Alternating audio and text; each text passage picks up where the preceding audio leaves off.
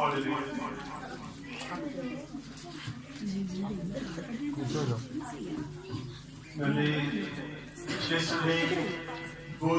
دنوں سے ہم اعلان کر رہے ہیں برائی کے معنی جب آپ چرچ میں آتے ہیں تو ماسک کا استعمال لازم ہے. ماسک پہن کر آیا کریں. چاہتے ہیں کہ چرچ پہ چلتا رہے تو پھر ماسک پہنا کریں. مشکل ہو جائے گی ہمارے لیے. اس کے اوپر کپڑا ڈالو میں جو ہے وہ قربان کس چیز کا غصہ ہے. میں کہا ماسک سے اس کا غصہ ہے. ہم نے ایک سلسلہ شروع کیا ہوا ہے. ٹھیک ہے باہر آواز ٹھیک آ رہی. مکاشفہ اس کو عید بائی عید ہم بیان کرتے ہیں اور پوری کوشش کرتے ہیں دیانتداری کے ساتھ کہ اس کو ٹھیک طریقے سے بیان کیا جائے تاکہ مکاشفہ کا جو مقصد ہے وہ پورا ہو. آپ لوگوں کو پتا چلے کہ مکاشفہ کیا ہے. اس کو کھولنا تھوڑا مشکل ضرور ہے لیکن آپ تھوڑی محنت کریں تو آپ اس کو کھول سکتے ہیں. ابھی پچھلے دنوں مجھے کسی نے پھر بات کی کہ جی فلاں کا بچہ جو ہے اس نے مکاشفہ پڑھا اور وہ بیمار ہو گیا. میں نے یہ کیا ہو رہا ہے تھوڑی آواز کم کر. اب میں آپ کو بتاتا ہوں آپ نا اگین بند کرو سب سے اوپر والی اسنیپ کی میرے والے اگین بند کرو گے تو یہ ٹھیک ہوگا. اکثر لوگوں کا خیال ہے کہ جب مکاشفہ پڑھا جاتا ہے ہاں ٹھیک ہے اب میں تھوڑا سا کر لوں. مکاشفہ جب پڑھا جاتا ہے تو اکثر لوگ سمجھتے ہیں کہ مکاشفہ پڑھنے کا نقصان ہوتا ہے. لوگ پاگل ہو جاتے ہیں. اکثر لوگوں کا خیال ہے کہ پاگل ہو جاتے ہیں. ابلیس کی تصویریں آ جاتی ہیں.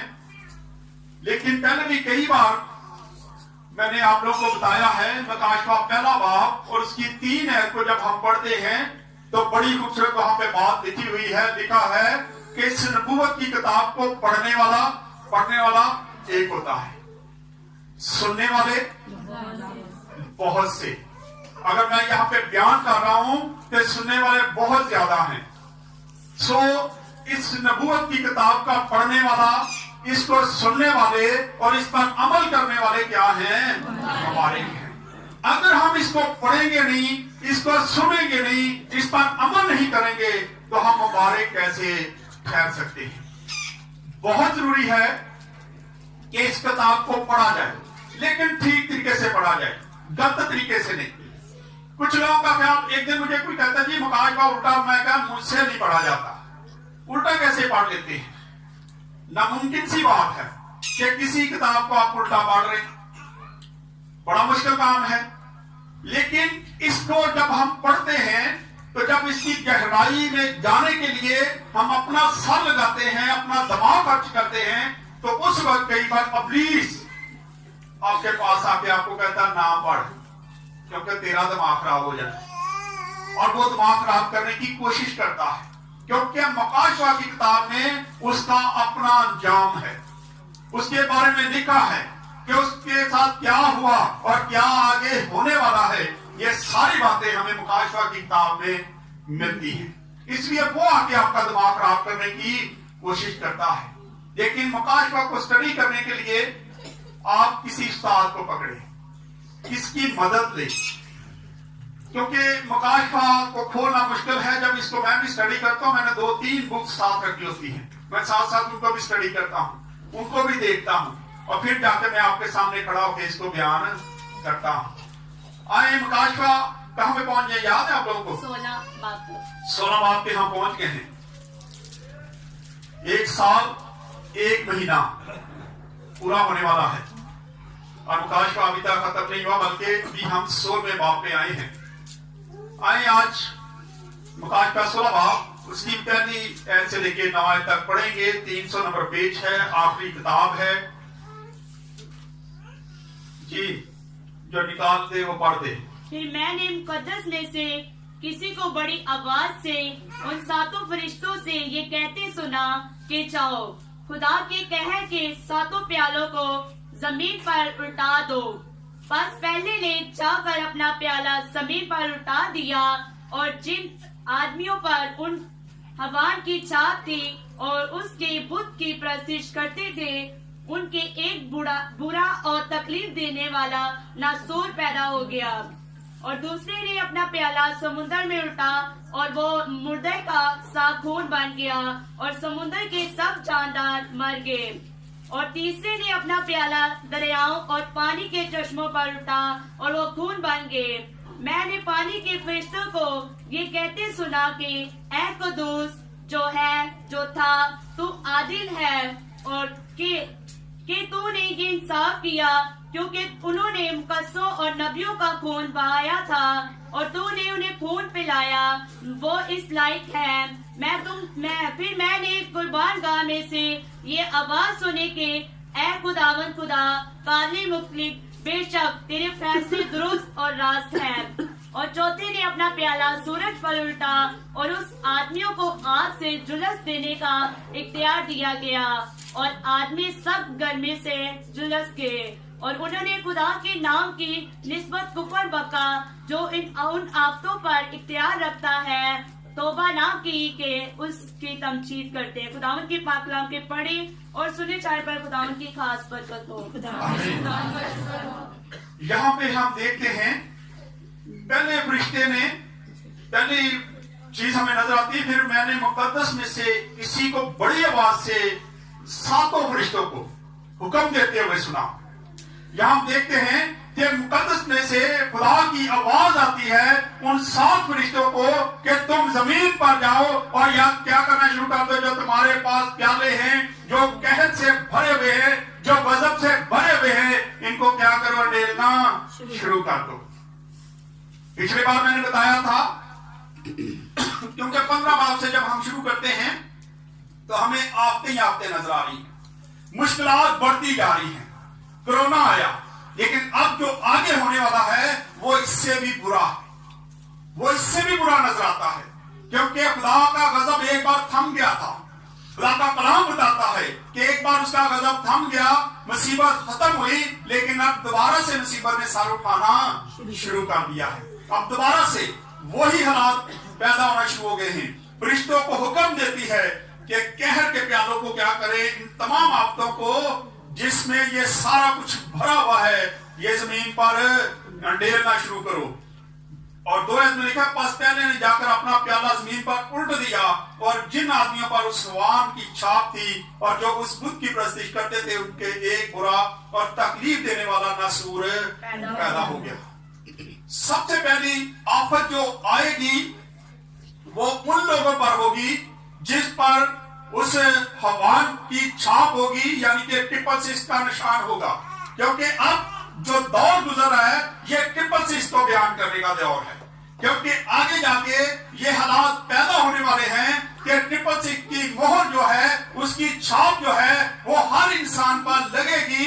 जो लोग उसकी हवान की मोहर को लगा लेंगे, उन पर जब छाप लगेगी और वो उस बुत की प्रस्तिश करेंगे जो उस हवान का बनाया जाएगा दुनिया में, तो उनको क्या होगा, एक नसूर, एक जहम, एक फोड़ा इतना गंदा, इतना भयानक निकलेगा कि उसकी तकलीफ बहुत ज्यादा होगी।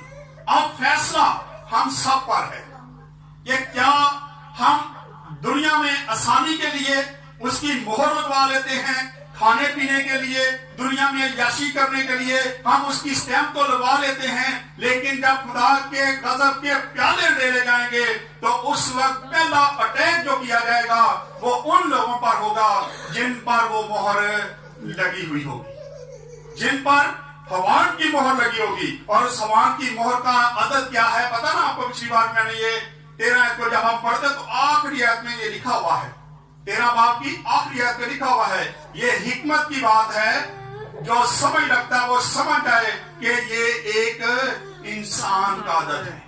कोई अबलीस का बंदा नहीं, कोई अबलीस नहीं आना, ना कोई अबलीसी तस्वीर आ जानी है, बल्कि ये एक आदमी होगा जो पूरी दुनिया को कंट्रोल करेगा और जो मजबूर कर देगा कि तुम सारे क्या करो, उस हवान की छाप ले लो, ट्रिपल सिस्टर लगवा लो, क्योंकि हालात ऐसे पैदा होने वाले हैं। आगे आप देख रहे हैं, काल पड़ना शुरू हो गए हैं, आटा नहीं मिलता, चीजें नायाब होती जा रही हैं, और ये चीजें उन लोगों को भी मिला करेंगी जिनके हाथ पर या जिनके माथे पर ट्रिपल सिस्ट की मोहर होगी।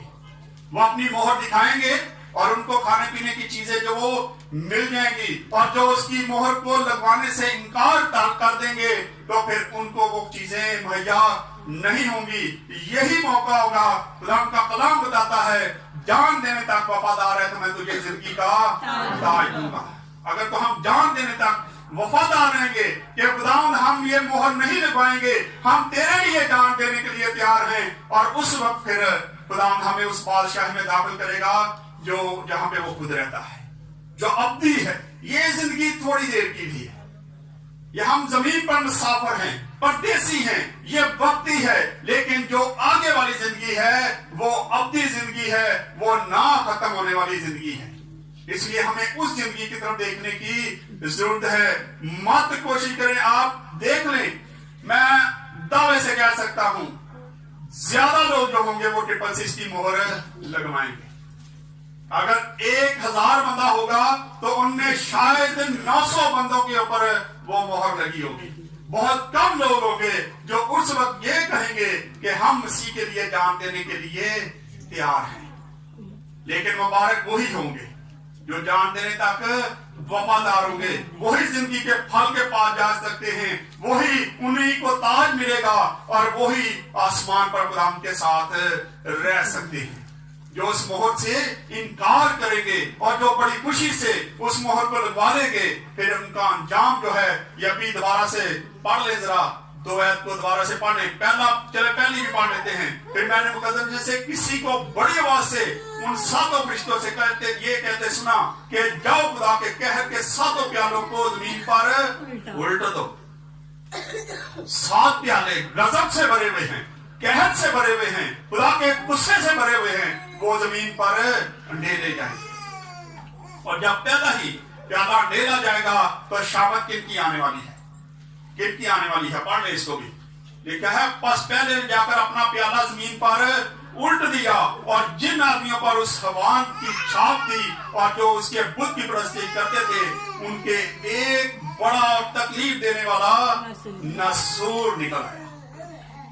नसूर का पता है ना, नसूर समझ एक कैंसर है जो बढ़ता जाता है, जिसका इलाज नहीं है। थोड़ा सा जख्म लगता है और आहिस्ता आहिस्ता वो बढ़ता जाता है। कहते हैं कि इसको तो नसूर हो गया, उसका जख्म ठीक नहीं हो रहा।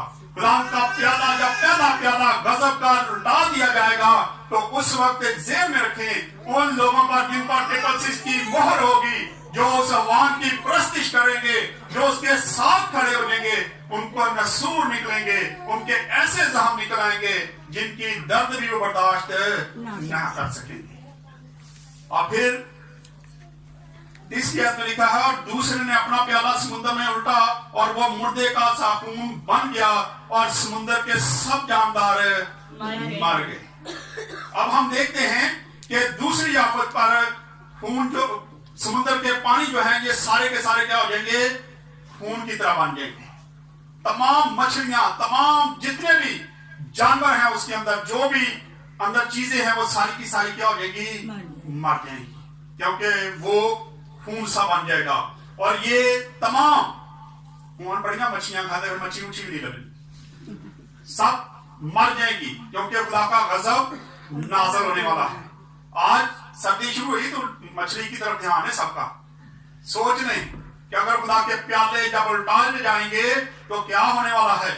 दूसरे ने अभी पहला नसूर निकालेगा और दूसरा जब उल्टाया जाएगा तो तमाम वो अभी जानवर जो पानी के अंदर रहते हैं वो सारे के सारे हलाक हो जाएंगे, मर जाएंगे। खुदा का गजब उन पर भी अंडेल ले जाएगा, उन पर भी आने वाला है। और फिर चौथी आयत में लिखा है, और तीसरे ने अपना प्याला दरियाओं और पानी के चश्मों पर उल्टा, वो खून बन गए। अब ये और तल बातें हैं, तमाम दरिया, तमाम चश्मे, जितना भी दुनिया में पानी होगा वो सारा का सारा क्या हो जाएगा, खून बन जाएगा, पीने के लायक नहीं रहेगा। آگے جا کے ہم دیکھتے ہیں کہ لڑائی جو جنگ ہونے والی ہے وہ بھی پانی سے ہی ہوگی، کیونکہ پانی بھی نایاب ہوتا جا رہا ہے، پانی کم ہوتا جا رہا ہے، پانی زیادہ سے زیادہ نیچے جاتا جا رہا ہے، اور آخر کار پھر کیا ہوگا؟ لڑائیاں پانی سے بھی ہوں۔ لکھا ہے کہ سارے تمام دنیا کا پانی جو ہے، چشمے کا ہر چیز جو پانی جو ہم پیتے بھی ہیں، وہ سارا کا سارا کیا ہو جائے گا؟ خون بن جائے گا۔ اور پانچویں آیت میں لکھا، میں نے پانی کے فرشتہ کو یہ کہتے سنا کہ اے قدوس جو ہے، جو تھا، جو عادل ہے، کہ تو نے یہ انصاف کیا کیونکہ انہوں نے مقدس اور نبیوں کا خون بہایا تھا اور تو نے انہیں خون پلایا، وہ اسی لائق ہیں۔ وہ فرشتہ خدا کی تعریف کرتا ہے، اس کی حمد و ثنا کرتا ہے اور اس کے فیصلے کو درست کہتا ہے کہ تو نے صحیح انصاف کیا ہے، تو صحیح منصف ہے، کیونکہ ان لوگوں نے تیرے مقدسوں سے، تیرے لوگوں سے برا سلوک کیا، ان کو مار دیا، ان کو قتل کر دیا، اور آج تو نے ان کو اپنا ساری دنیا کا پانی خون بنا کے تو نے کیا کیا ہے؟ اس کا بدلہ دیا ہے۔ تو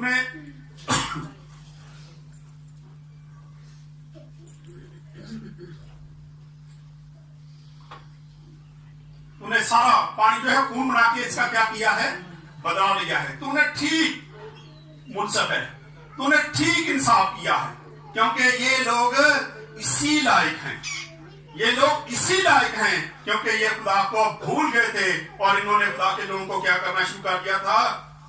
تنگ کر دیا تھا۔ اور پھر 6 آیت میں لکھا ہے کیونکہ انہوں نے مقدسوں اور نبیوں کا خون بہایا تھا اور تو نے انہیں خون پلایا، وہ اسی لائق ہیں۔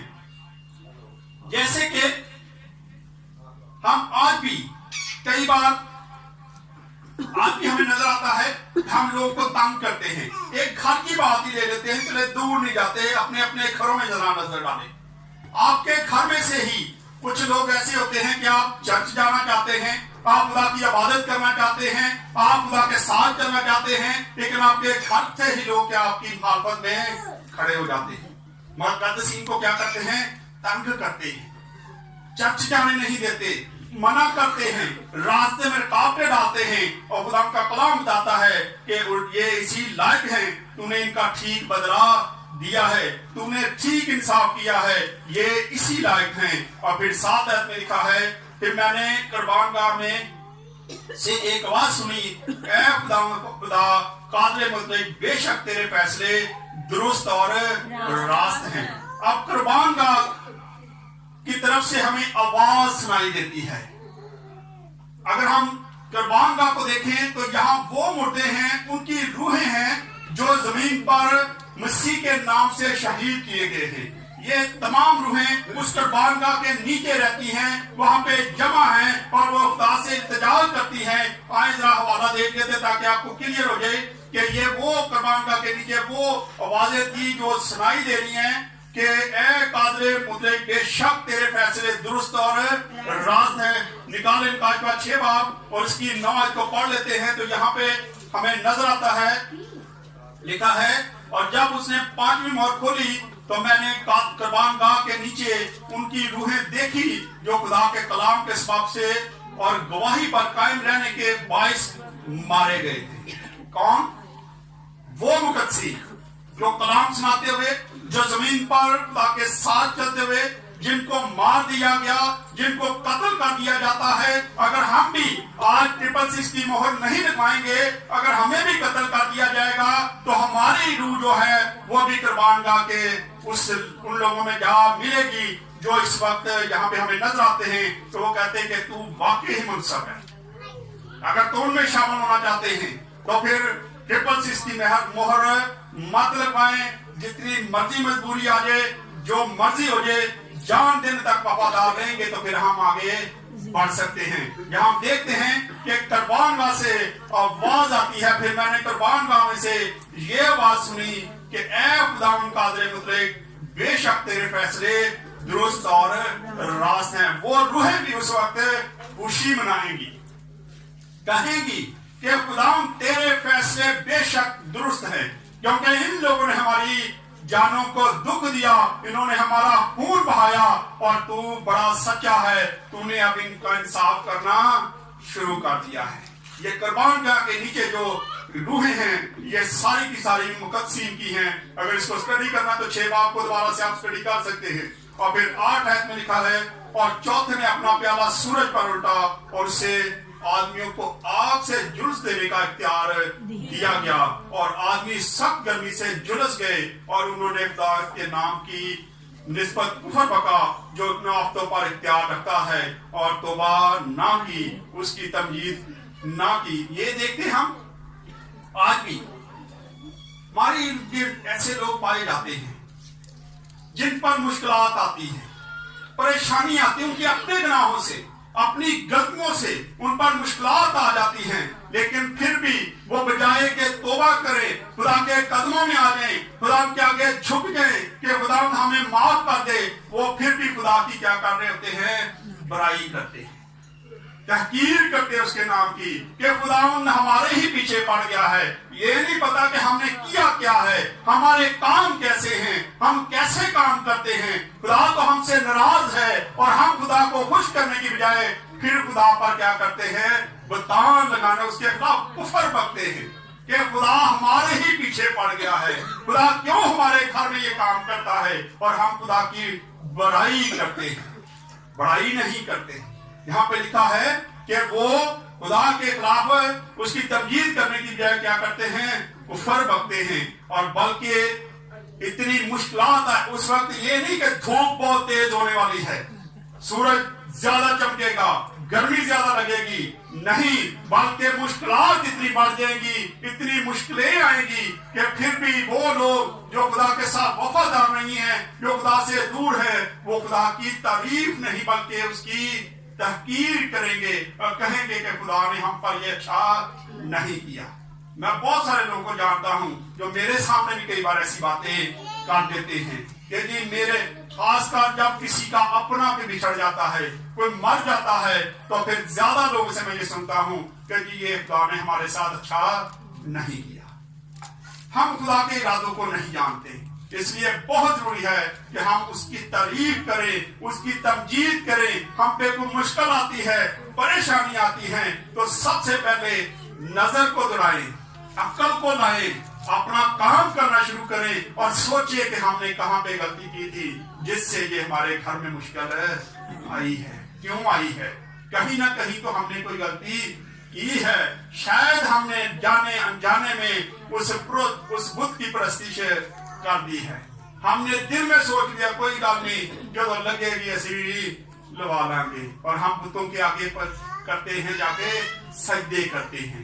हम जादूगरों के पास जाते हैं और हम बुतों के आगे सजदे करते हैं, और खुदा इन सारी चीजों से सख्त नफरत करता है।